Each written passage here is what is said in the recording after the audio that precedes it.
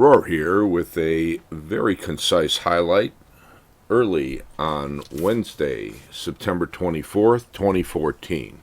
It's currently 7:30 a.m. and the reason we're going to be so concise today is even with the late session weakness yesterday in the S&P 500, everything is pretty much conforming to what we laid out in our global view Tuesday morning. So we refer you back to that for further chart views and technical assessment. And for right now, it's also been a little more limited macro influence. So let's get over to how the markets have responded after yesterday's weakness in the S&P. And we think maybe it was just the weakness of commodity prices creating some general concerns about further economic weakness that took an S&P that seemed to be trying to bottom from mid-session onward yesterday and really slammed it late in the day.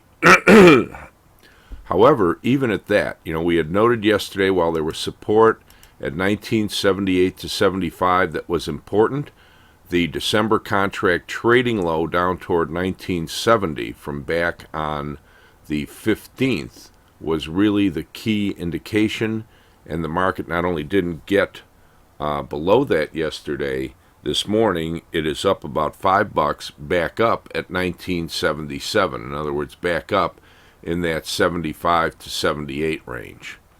And what's going to be very important moving forward is whether the holding action against that 1970, we'll call it 70 even as the key, and the subsequent recovery manages to get this hourly MACD back above its lower runaway band.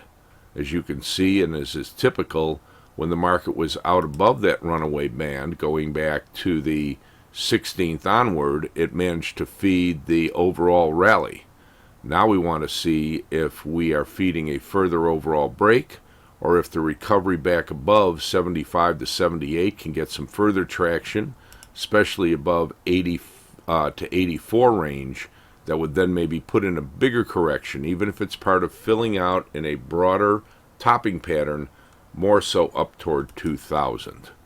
And interim resistance along the way would be at 1990 to 88. And that pretty much does it for the short-term view of the S&P 500.